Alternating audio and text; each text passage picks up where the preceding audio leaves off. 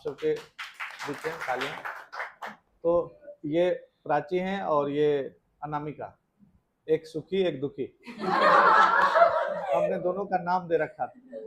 और finally Delhi university के CUET exam में MM में इन लोगों ने एडमिशन लिया क्वालिफाई करके, और अभी क्लासेस शुरू हो गई हैं। और हम चाहते हैं कि आप लोगों से जो सीखा है, क्योंकि सारे सीनियर लोगों के बीच में ये रही दोनों, और प्राची तो बहुत कम समय मिला कि 1.5 से 2 महीना पता नहीं, उस 2 महीने में 2 साल जी लिए यहाँ कोचिंग में सबके साथ। और काफ़ी अच्छा एक जो मन में विश्वास था कि कर लेंगे, दोनों ही कर लेंगे, और बेहतर किया। फाइनली दोनों मास्टर में एडमिशन ले लिए। तो आप अपने छोटे छोटे अनुभव जो है ना, जो खाए सब कुछ भी, वो बताएं कि कैसा रहा कोचिंग को लेकर के, और जो बोलेंगे उठा लेंगे फिर रख देंगे। ये ले लीजिए। हाँ, और क्या, रोना नहीं है, बस थोड़ा सा तो। हाँ। सबसे पहले तो मैं सितंबर में आई थी दिल्ली। मेरा कोई प्लान नहीं था कोई ऑफलाइन कोचिंग ज्वाइन करने का, क्योंकि मैंने ऑलरेडी एक बैच ले रखा था, पर मेरा उससे कुछ हो नहीं रहा था, क्योंकि सेम प्रॉब्लम कंसिस्टेंसी जो मेरे अंदर बिल्कुल नहीं थी। फिर बैठे बैठे रूम में 1 महीने पक गई। मेरे घर वाले ने बोला बाहर निकल जाओ, कोचिंग देख लो, कुछ अच्छा मिल जाएगा, पढ़ लेना। मैंने कहा ठीक है। एक जगह पे गई, एक डेमो क्लास लिया, बहुत सारे इंसिडेंट हो गए। फिर नेक्स्ट डे मुझे कनक मिला, और कनक ने मुझे बताया कि आगे कोचिंग है। उसने मुझे नाम भी बताया, अरदास क्लासेस, लेकिन उस दिन मैं वापस चली गई वहां से। अच्छा, वो बेचारे फंसे हुए थे। हाँ। फिर फिर मैं सोच रही थी क्योंकि मैं घर जाके भूल गई कि क्या बताया था उसने, बस मुझे ये पता था कि ऐसे है वो कुछ। फिर अगले दिन मैं गई, आगे गई, तब मुझे दिखा अच्छा हाँ, फिर मैं नाम पढ़ा, मैंने कहा यही तो है। फिर मैं गई आराम से अंदर, बात की। फिर मुझे पहले सर नहीं मिले, पहले संगीता मैम और गरिमा मैम मिली। लंच टाइम था, तो उसके बाद बात हुई मेरी। मैम ने मुझे सब कुछ बताया कैसे है क्या है। तो पहले मैम को लगा मैं नेट के लिए आई हूँ, पर मैंने उन्हें क्लियर किया नहीं, अभी तो मुझे केवल एंट्रेंस देना है PG का। फिर सर से मेरी बात हुई, उसी दिन मैंने क्लास भी ली, अच्छी क्लासेस चली वहाँ पे। फिर नेक्स्ट डे ही सुबह में मुझे मैम ने बुलाया, क्योंकि मेरे एक वीक पॉइंट था मेरा थ्योरी को लेके। मैं ज़्यादा टेंशन में थी कि मैं थ्योरी कर पाऊंगी कि नहीं कर पाऊंगी। सर ने बोला तुम नेक्स्ट डे आओ, तुमको पढ़ाएंगे, जो भी होगा तुम खुद डिसाइड करना तुम्हें क्या करना है। फिर नेक्स्ट डे आई, मैम ने मेरी क्लास ली, सर ने मेरी अलग से क्लास ली। तो मुझे सब कुछ अच्छा लगा कि हाँ ठीक है, बढ़िया। तो मुझसे तो बहुत ही ज़्यादा जानकार लोग हैं यहाँ पे, मैं बहुत अच्छा कर सकती हूँ। फिर मैं आना स्टार्ट कर दिया, मैंने एडमिशन ले लिया, यहाँ पे आना स्टार्ट कर दिया। और सेम कोचिंग जैसा लगता था मुझे कि सारी कोचिंग जैसा होगा, 2 घंटे जाऊंगी आ जाऊंगी। सर ने 15-20 दिन, महीने भर देखा मुझे, एक दिन सुना दिया कि ऐसे नहीं कर पाएगी कुछ कल से आ जाना है सुबह।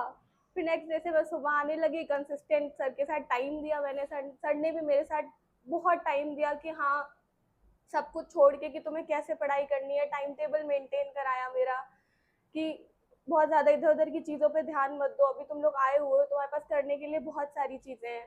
मतलब केवल पढ़ाई को लेके नहीं, एक ज़िंदगी में आप कैसे कैसे चीज़ें और अच्छी कर सकते हो, आपके और लाइफ में क्या है। केवल अभी मैं PG कर रही हूँ, अभी जस्ट इनरोल किया है मैंने, और भी बहुत सारी चीज़ें बची हुई है करने के लिए। तो सर ने वो एक स्टेप्स तैयार किए मेरे कि तुम ऐसे कर सकते हो, अभी मेंटेन करो कि इतना पढ़ाई देना, इतने कंसिस्टेंट रहो, इतने घंटे तुम बैठ सकते हो। तो वो सब कुछ मुझे सर ने सिखाया। चाय मेरी चाय पीने की आदत, सर इतनी अच्छी चाय बनाते हैं, सर ने चाय भी पिला दी हमें कि बाहर नहीं जाना चाय पीने के लिए, कोई मतलब नहीं है टाइम वेस्ट करना, यही बच्चे भी बैठो आएंगे मांगने लगेंगे यही बैठो, यही पढ़ो, यही चाय मिलेगी तुम्हें। हमने सब किया। फिर धीरे धीरे करके गरिमा मैम थी, गरिमा मैम ने मुझे बहुत कुछ सिखाया। संगीता मैम थी, संगीता मैम ने बहुत कुछ सिखाया। सारे क्लास में मुझसे सीनियर थे, उन लोगों ने भी कुछ ना कुछ हमेशा सिखाया है कि हाँ ऐसे नहीं, ऐसे पढ़ते, ये नहीं ऐसे करते, नोट्स ऐसे मेंटेन करते हैं।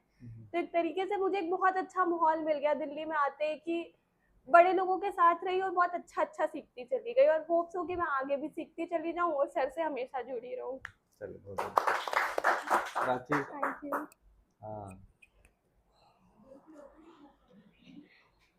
तो मेरी तो स्टार्टिंग ही जहाँ सबके धोखे होते हैं, पहले मैं वहीं गई थी, लेकिन धोखे ने मुझे एक्सेप्ट नहीं किया, धोखे ने मुझे यहाँ भेज दिया तो यहाँ मैं आ गई बहुत ही कोइंसिडेंटली, और अनप्रिडिक्टेबल था ये।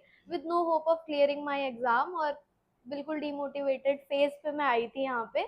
तो सर से बात हुई और क्लास ली। फर्स्ट डेमो के बाद ही सर ने बताया कि ऐसे ऐसे करना है, सुबह आना है और पूरे दिन रहना है। तो मुझे थोड़ा सा ये चैलेंजिंग लगा पहले, लेकिन हम दोनों like first one two enter and last one two exit, हमारी ये थी जर्नी। जितने मेरा तो बहुत कम टाइम था, इसका ज्यादा टाइम का था। तो first to enter and last to exit हमारा होता था, लेकिन उस बीच जितना भी टाइम हम पढ़ते भी थे, मजे भी करते थे, उसके बीच में भी हमारी पढ़ाई ही होती थी। हम मजाक भी पढ़ाई का ही हो रहा था।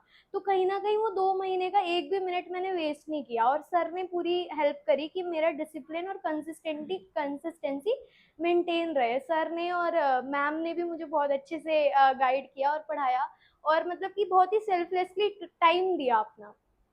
काउंट नहीं किया कभी भी टाइम को कि 1 घंटे 2 घंटे की क्लास, कि जितनी देर तुम रह सकते हो, तुम्हारे घर वाले अलाउ करें, तुम यहाँ पे आके पढ़ो और पढ़ते रहो बस। तो बेसिकली जैसे मेरी होप जो खत्म हो रखी थी, होपलेसनेस, वो 1 हफ्ते बाद मैं एक नई होप आई मेरे अंदर कि मे बी क्लियर हो सकता है। वो मे बी वाली होप आई कि मे बी पॉसिबिलिटीज हैं अगर मैं करूँ तो।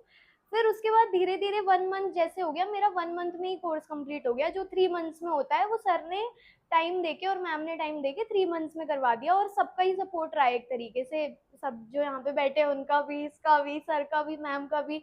तो एक टीम वर्क की तरह सबने वर्क किया और अच्छा सपोर्ट रहा सबका। तो 1 महीने बाद एक ऐसी होप जो थी, वो होप में नहीं, वो कॉन्फिडेंस में चेंजमेंट आ गया कि अब होप हटाओ, अब कॉन्फिडेंस आ चुका है कि now I want to clear this exam. तो वो एक चैलेंज ले लिया खुद से ही, और फिर वो चैलेंज इस वे में पॉजिटिव आउटकम में निकला कि मेरा एग्जाम भी क्लियर हो गया, और उसका सारा क्रेडिट सर को और आप सबको जाता है। Thank you. बहुत बढ़िया।